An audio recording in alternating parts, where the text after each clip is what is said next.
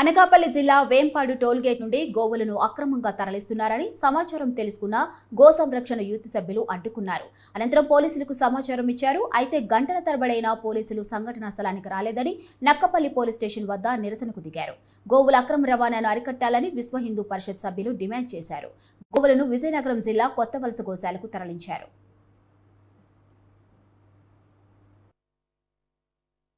Husbandry వాళ్ళు కానీ collector గారు కానీ వాళ్ళు ఇష్యూ చేసినటువంటి ప్రాపర్ ప్రొవిజన్స్లో జెన్యూనిటీ వెరిఫై చేసి చెక్ చేసి అక్కడికి అంటే మనం ఒక 4-5 గోశాలను అడగడం జరిగిందండి. వాళ్ళు ఎవరు కూడా మోర్ దెన్ 50 ఉన్నవి అవైలబిలిటీ లేదు, మా దగ్గర ప్లేస్ లేదని చెప్పడం వల్ల టైం కూడా అధికం కావటం వల్ల లోపల ఉన్నటువంటి గోవులకి రక్షించే బాధ్యత కింద ఒక ఆరిలోకి కానీ పెందుర్తికి కానీ పినగాడికి కానీ ఒక 3-4 గోశాలకు మేము వెంకోజీపాలెం సంప్రదిస్తే వాళ్ళ దగ్గర ఎటువంటి స్థలం లేదని తెలియపరచడంతో మేము దానికి టైం అవుతుంది కనుక కొత్తవలస గోశాలకి అక్కడ తరలించడం జరిగింది. ఆ టైంలో కళ్యాణి గారు ఆడ కూర్చొని లోకల్ సీఏ గారు వీళ్ళందరూ వచ్చారు. వచ్చిన తర్వాత ఆమె రిజెక్ట్ చేశారు. గోశాల అనేది మేము అక్కడ యానిమల్ హస్బెండరీ వాళ్ళతో కన్సల్ట్ చేసి మేము పంపించామండి. అయితే అక్కడ దించడంగానే ఏమీ చేయలేదు.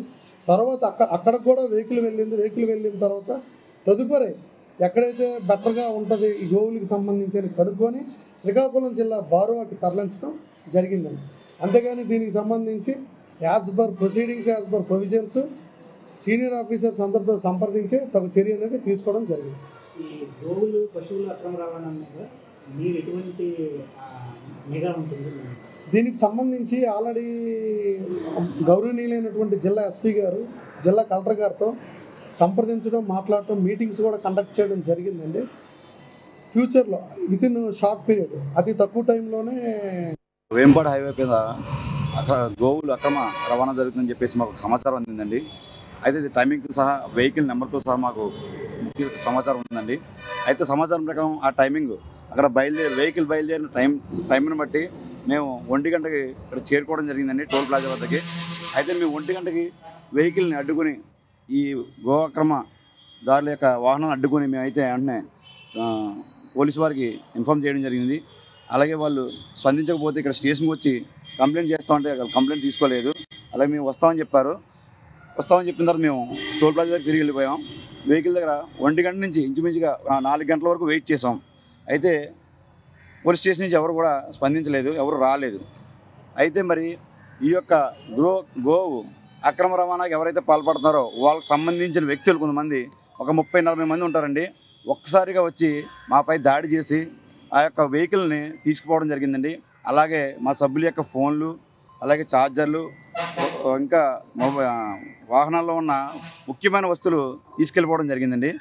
అయితే దీని మీద మేము ఒకటే అడుగుతున్నామండి, ఆ యొక్క మా మీద దాడి చేసిన వారు ఎవరైతే ఉన్నారో వారిని చట్టపరంగా శిక్షించాలని, అలాగే మేము అడ్డుకున్న ఈ గోవుల యొక్క అక్రమణ వాహనాల్ని వీళ్ళు పట్టుకొని చట్టపరమైన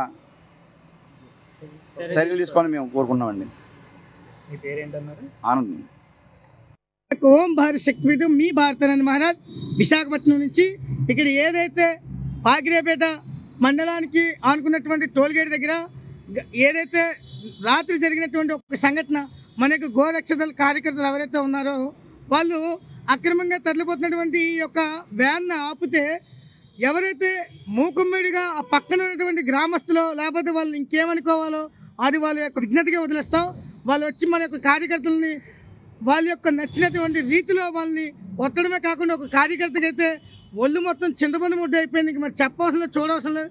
అదేవిధంగా మన యొక్క కార్యకర్తల యొక్క ఫోన్లు కూడా తీస్తున్నారు. అయితే ఇక్కడ పోలీసులకి కార్యకర్తలకి మధ్య చిన్న గ్యాప్ రావడం జరిగింది. ఆ గ్యాప్ ఏమీ లేదు. వాళ్ళు పోలీసులు ఏదైతే దెబ్బలు బాగా తగిలినటువంటి వ్యక్తికి హాస్పిటల్ తీసుకెళ్లారు. అదేవిధంగా ఇప్పుడు వచ్చి మేము సీఏ గారితో మాట్లాడితే స్పందించారు. సార్ మీరు ఇంకేమైనా పేర్లు మీకు తెలిసిన వాళ్ళు ఇస్తే మేము ఎఫ్ఐఆర్ కట్టి మీ ఎదురుగానే మీకు ఎఫ్ఐఆర్ సీట్ మీకు ఇస్తాం. మేమైతే అటువంటి అభ్యంతరం కానీ అందరూ కలిసి గట్టిగా చెయ్యండి. గోవులే కాదు ఏ పనైనా ధర్మం కోసం, ధర్మాన్ని రక్షించడం కోసం కలిసికట్టుగా చేయండి. కానీ మీలో మీరు గుద్దులాడుకోకండి అని చెప్పి చాలా చక్కగా చెప్పారు. కాబట్టి హిందువులందరూ కూడా ఐక్యంగా ఉండి ఈ యొక్క గోవుల్ని రక్షిస్తే గోవు ఎక్కడైతే రక్షించబడుతుందో ఆ దేశం సుభిక్షంగా ఉంటుంది. ఈవేళ మీకు ఆఫ్ఘనిస్తాన్, పాకిస్తాన్, బంగ్లాదేశ్ చూడండి, పాలు 200 పైగా లీటర్ పలుకుతుంది. కాబట్టి అక్కడ